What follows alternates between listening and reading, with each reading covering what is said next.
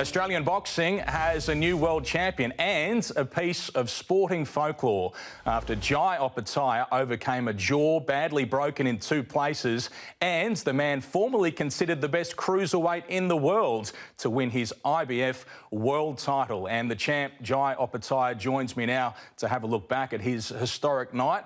Jai Opetaia, world champion. How does that sound? Sounds good, man. Feels good too. Yeah, it must feel pretty good, but it's all about the broken jaw, or all of the coverage from this fight. It was a boxing clinic, a brilliant performance, but it's going to be remembered for what happened to that jaw. How has the recovery been? Yeah, I'm still on the mend. You know, it's pretty numb and, you know, still on the hill. It's pretty sore at the moment, but, you know, it's getting better day by day.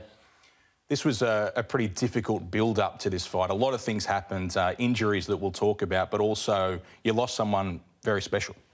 Yeah, man, it was... This whole lead-up was a roller coaster, man, physically and emotionally. You know, a lot of things happened throughout my family, and you know, being away from them in a different state was very hard. But you know, it just sort of gave me more drive, and you know, I got the job done, and that's all that matters. Did you think about your nan during the fight? A lot, you know.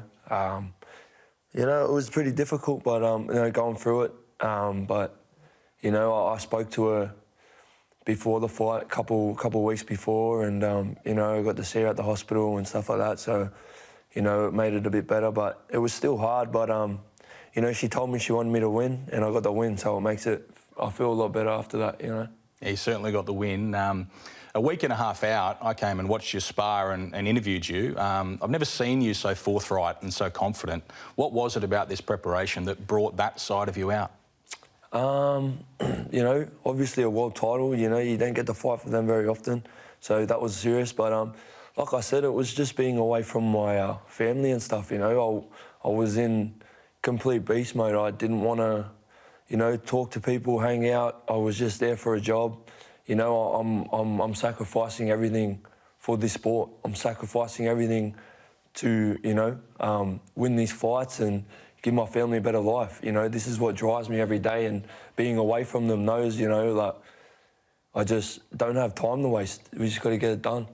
We're going to watch this incredible fight back. Have you had the opportunity to sit down and have a look? I have. I've watched it a few times. You know, I haven't really sat down and got into it, but it's been on while I've been talking to people and stuff, so, yeah. Well, this is your walkout for your world title fight. This must have been a special moment, but was it nerve-wracking, or did you take that confidence that you just spoke about right to the ring? Definitely, man. I felt, you know, I actually felt so relaxed in the dressing sheds and stuff like that. I even felt a bit too relaxed. I was thinking, you know, this is it. You know, should be a bit more. But I just felt like it was my time. I belonged there. You know, that was my moment. And walking out, I felt like, you know, I'm not meant to be anywhere else but right here. The start of Mairis Briedis, the world champion, against Australia's Jai Opetaia. Just take us through the early stages of this fight, Jai, because you looked so confident, you were moving so well, but you're in there with a serious fighter. How were you feeling? It was good, man. You know, it was just the first round's real. You know, you're measuring each other and seeing what he's bringing to the table. You know, the first couple of rounds, I was surprised about. You know, I was applying all the pressure and stuff like that, but, you know, even my attitude in the fight, like you can see it here with the pressure, I just wanted him to know, you know, like I wanted him to know I'm here to fight. I just wanted to hurt him. I wanted to, you know, I was playing it a bit safe though. Like I've watched it back a fair bit, and just the rounds, I've just was doing enough to win, you know what I mean? I wasn't taking any extra sort of, you know, risk or anything like that. And, you know, I wish I did sort of throw a few more punches and a few more combos, but, you know, it is what it is. And I still feel like I've got so much more to show. I don't feel like this is my best performance. Yeah, the first couple of rounds, you know, with the real measuring and stuff like that, I felt like I was outboxing him. You know, and he's a good boxer. Everyone was sort of talking about, you know, oh, he hits hard and this and that, but he puts it together well. You know, he finds his range. Like even me finding my range, it wasn't as easy, you know, as what I thought, because I thought he was going to come onto a lot more punches, but you know, it was just about, I think he just wanted to sort of measure out and find the home for that rear hand, but I kept clipping him a few times, so, you know, I was making it hard.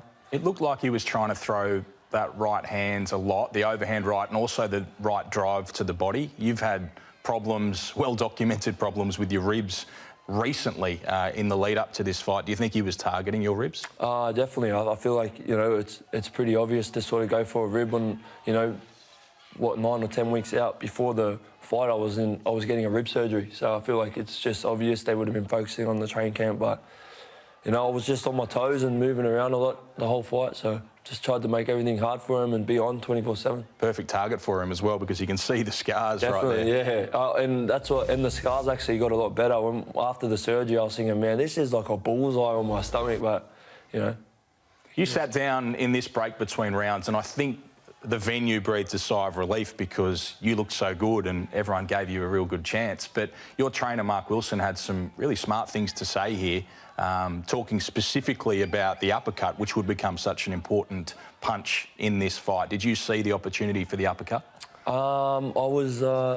It just takes time, you know, like it's good to have a coach that you trust, because when you're in the ring and he's saying throw certain things, I see different things inside as a fighter, but being outside as a coach, you know, he's telling me punches that obviously land, but I'm not seeing it the way he's seeing it from, you know what I mean, the inside of the ring. So it's good to have that trust and stuff like that.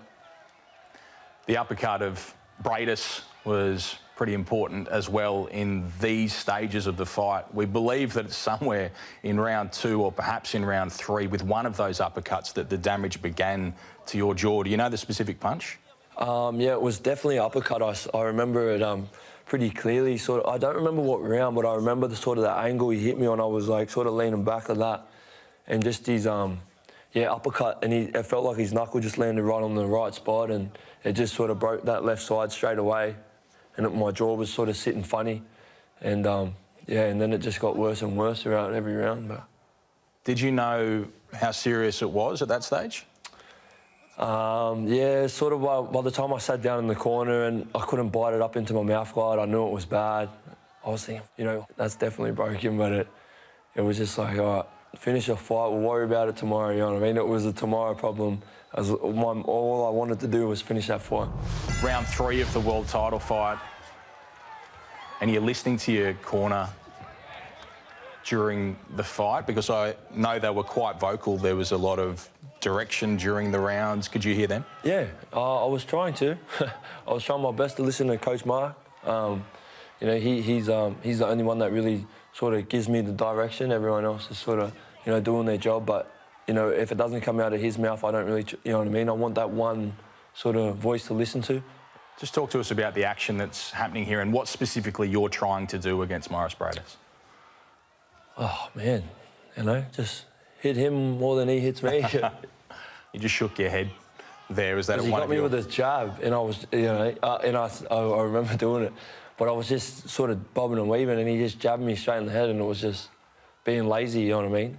Did you need those sort of wake-up calls? Do you need them in a fight sometimes to go concentrate? It happens all the time, yeah. You sort of relaxing a little bit too much. I do it here a little bit. Like, he gets me with some good right hands, and for a moment I just think, I just took your best right hand, you know what I mean? And I'm like, and I'm sweet. And then I sort of went flat-footed for a little bit, and then I was getting hit, like, just losing, you know what I mean? Some exchanges, and then I was like, back on my toes, like, it's just silly, it's too much ego. There's some really good moments for Briedis with his right hand, those uppercuts. They were damaging punches at times. Yeah, man, it's what it is. He's, you know, he was the best cruiserweight in the world.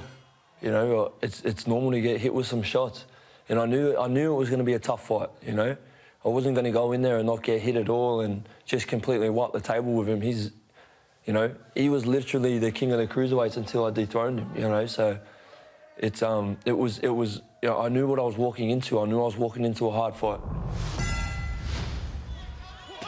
Oh, uppercuts a beauty. Hurt him. It hurt him. He's hurt him, and chasing is Jai Opetaia. Late in this round, Briedis holds on. Well, Jai, this turns out to be a very important moment in the fight. How did that shot feel? Yeah, it's good, man. And, you know, he knew after that shot too, he was hurt, and felt good, you know, to let him know I'm here, you know, and it was awesome. It's pumping me up. Yeah. Well, how did it feel, though, when you went to the break between rounds and you could look over and see someone who's not usually damaged, someone who's not used to seeing their own blood, sitting there trying to put his nose back into position? Oh, man, I knew, you know, he's only human. We all freaking, you know, we all got pain, but, you know, I broke his nose, he broke my jaw. It's just what happens, bro. We had a good fight. We practiced that punch so much, eh? When we talked about it, like after every sparring session, you know, every spar I was even trying to throw it a little bit extra to practice it and stuff like that. And what could you see in Briedis? It looks like they're quite desperate in that corner at this point. He's got a busted nose. The fight's not going his way. Did you think you were going to break him down at this point, or did you know there was still a lot left? I knew, yeah, I knew he's got a heart, man. You see in his fights, a lot of his fights have gone 12 rounds, you know, big, long wars and stuff like that. I knew he had ticker, but I'm just, you know, by this time my jaw was broken. So, you know, and every time he hit it, it was getting worse and worse. And I feel like I don't want to use excuses, but I feel like it was sort of, you know, holding me from exchanging more than I was. He had a broken nose, we still had a good fight.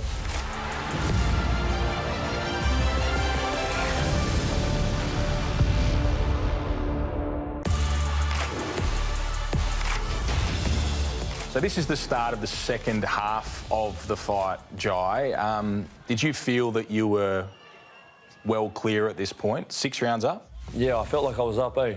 I definitely felt like I was winning the fight by here. Like even in the ring, I felt like he got better. Like he hit me with a few more shots. And I was like I was trying to sort of pick it up and stuff. But like I said, my jaw was pretty bad at this time. But watching back, I still felt like I won some of the rounds, even though he picked it up, you know? Round 7, he really dug deep. Yeah. And probably he knew that he needed to at this point, but did you feel a different energy about him, or was it just the effort? Yeah, so he sort of threw that chess match game straight out the window, and he just sort of was coming for it, you know? He and I knew going into this fight, man, like, if he tries to stay at range with me and box, I got him, you know what I mean? And I knew he had to apply this pressure and sort of make it a brawl for him to get close to me. And, you know, I knew it was coming, but, yeah, but I wanted it more than him, you know? He dug deep, so did I dug deeper. You know, he had a broken nose, I had a broken jaw. Like, everything he wanted, I wanted more. And that's what the fight shows, man. I'm telling you, like, even when I had my broken jaw, everyone was telling me not to fight, man. I was there to fight, you know what I mean? I wanted to earn it. And I felt like every round I earned it, you know? He's just taken the fight to you at this point. He's made it into the war that he wanted, but he's covered in his own blood. Yeah, you can tell he's in pain. to each other. And you're exchanging well with him. What did this feel like, this stuff here? Because this is a real gritty effort from you. Oh, bro, you know, it is what it is. You just get in there and have a crack, bro. You know, you just, I don't know, you can't teach heart, you know, you either got it or you don't. And this sort of stuff, this is when it counts. But also, a lot of boxers don't know if they have that level of heart until they're placed in that situation. Yeah. Did you know? Could you tell? Because you've never been in a war like this. No, you know, I reckon. But, like, I didn't always have this sort of urgency, you know. I knew I could dig deep, but, yeah, this was special. Well, especially, you know, what we went through before the fight, family-wise and stuff like that. Like, hit you with his best right hands. Yeah. This is the stuff I'm talking about, you know, that he got me a good right hand, but I didn't feel like I was rocked or dazed, you know. And it was just pumping me. I was going, bro, like, this guy just hit me with the best right hand. Like, you're the best in the world. Like, how good are you, you know? Oh, wow. You look like you want to go again now. Yeah, wow, right. Obviously, we're watching the fight now and we're seeing it all unfold again, but in the lead-up, in the days before you fought against Briedis, what did you see in him? Did you think that he was here to have an easy night and to walk through you? Was plenty thought that he was going to do, or did he know he was in a fight? He knew. He's not silly. He's been up the top for a long time because he doesn't make those mistakes. And he's dominated the cruiserweight division for a long time because he knows what he has to do to maintain to be up the top. So does his coach. His coach knows I was a good boxer, you know what I mean? They had a good game plan, but it didn't work. You know, I out-trained him. I outworked him. And, like, anyone I would have fought that night, I would have out-trained and outworked. I was in a different mindset. Jai, the scoring tells us that Briedis, for the judges, was coming back at this stage of the fight, but round 9, you dug particularly deep and had a really strong round. Did you feel that sort of moved back to you in this round? I knew he's a soldier, man. He's a good fighter, and I knew he was going to be tough. I was just preparing for 12 rounds of war, you know what I mean? Like, if I would have stopped him, I would have stopped him, like, whatever. But I was just prepared to dig deep for those 12 rounds. Like, bro, I got people snapping on my feet now, you know, and I want to keep this belt and I want to get more. So I know I got to be on my game because, bro, all this is temporary, you know, all this stuff, this doesn't last forever. All this, you know, world titles and stuff like that. Man, I could lose it like that to a B-grade fighter if I don't prepare well. Everything's about how hard I work, and I know that, you know, and, man, I'm ready for the next one.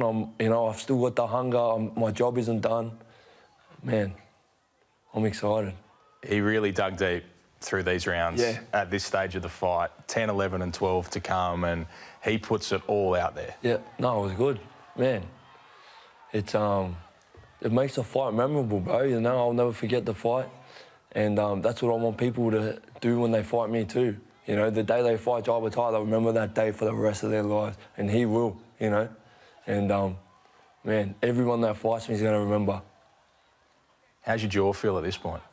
It's pretty sore, eh? Doing all this talking, it's pretty sore, but... And especially because I'm getting so pumped up watching this shit.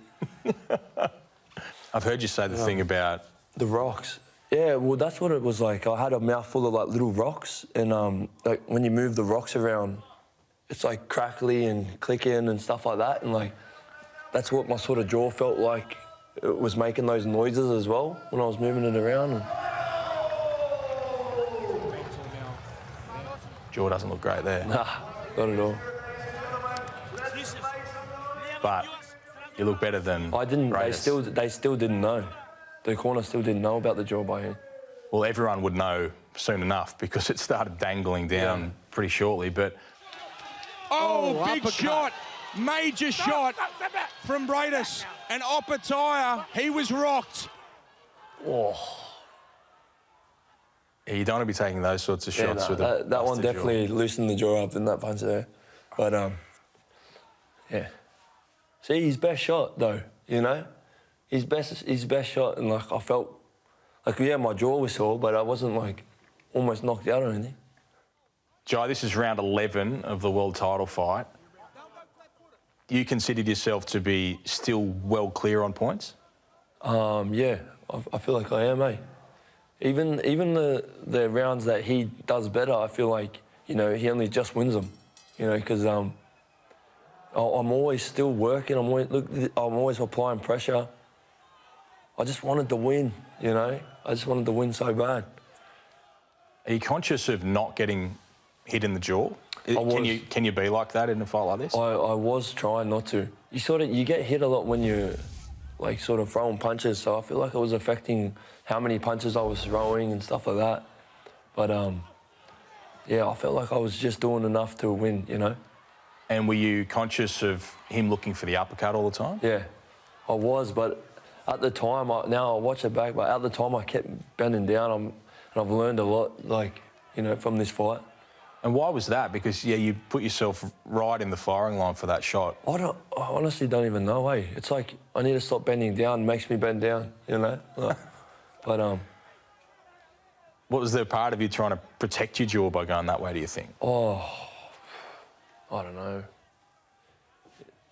With any of these shots, did you think this jaw might be really serious here? Because this is when we all knew. I knew from the second he broke the left side, I was like, this is bad. Like, you know what I mean? Like, the way I couldn't bite it up. But then it just got worse and worse. And, yeah, by the end of it, it wasn't even connected to my face. Like my upper skull, you know, it was just sort of sagging down and stuff. Well, move, do not, oh, look at it. Do not, Matt, do not. That's where coach goes, oh, look at it. Yeah, an incredible moment in the subject. corner. It changes the subject real quick. Yeah, unbelievable moment. This is where I told him, don't take my mouth guard out anymore. So this is the period between rounds going into the final round of the world title fight that'll go down in sporting folklore, because you had a severely damaged jaw.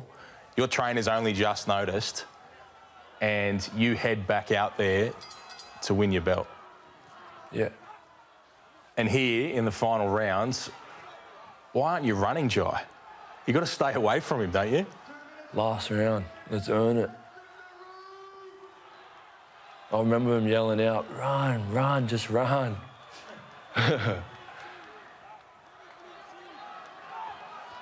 Blood coursing from your mouth.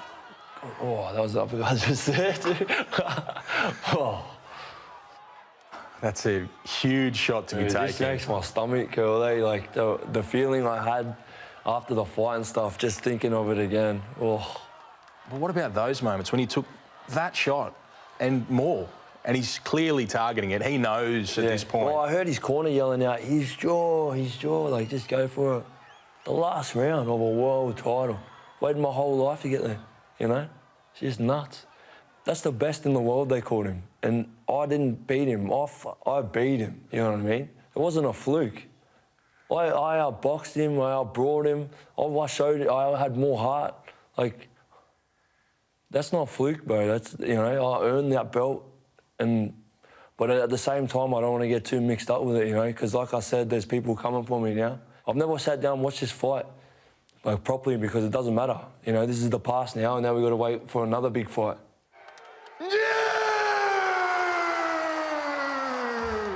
What's that feel like, Jai? Yeah, it's a good feeling. What do you think about? No, they're just a family, eh? It's a big deal, bro. A lot of hard work, man. Sacrifice. Can't get No, it's good. When you say family, what is it that jumps in your mind there? Oh, you know, we just went through a lot to get there, so it was good. One of the great ring interviews. Jai, do you want to try and talk? Because this is an incredible moment. You've just fulfilled your destiny. If you can speak.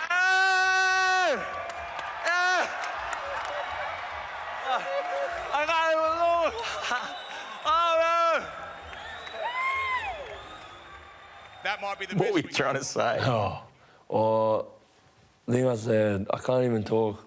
I love yous. And then I walked out. What about this? It's pretty special. It is special, man. But, you know, it's more just what it represents. You know, that's a belt. Like, I am grateful for the belt, but it's what it represents, man. You know, the hard work you put in, the dedication, the sacrifices. You know, you lose a lot of good days for this one. You know, you lock yourself down and you're just grinding in the darkness. You know, you miss out on family things or birthdays, weddings, you know, all these good memories. You sacrifice more for this. And, you know, it's good. Is it worth it? 100%. Yeah, for sure. What's the next one? You want more belts? More belts, man. You know, it's about just trusting my team as well, you know. The trust in my team and, you know, the way we do things is what got me here. And then, you know, the trust in my team and the way we do things is what's going to keep me here as well. You know, I trust them to do their job and they trust me to do my job, you know, so. Well, Jai, thanks for watching the fight back with us. We didn't get to do a ring interview, but if you want to say whatever you wanted to say now, I'm sure they're all watching. You know, just everyone that come out to support me, bro, like, really appreciate it. You know, and just the ongoing support after the fight, man, you guys don't understand how much it means to me, you know. just crazy, you know. I'm just, like I say it all the time because it makes me realise, like, I'm just a kid from the Central Coast, just having a crack, you know, having a go at life, having a go at training. Man, if I can do it, anyone can do it. But it's just, then you got to beat me for it as well. That's the thing. Well, Jai, congratulations, mate. Thank you. It's been a journey that we've all been a part of in Australian boxing because you've been around for so long and you've lived up to every single bit of it. Thank you, man. I appreciate it. Thank you, Jai. That's Jai Opetaia. He's Australia's latest world boxing champion. What a story and what a fight. I'm Ben Damon, and I'll see you at the fights.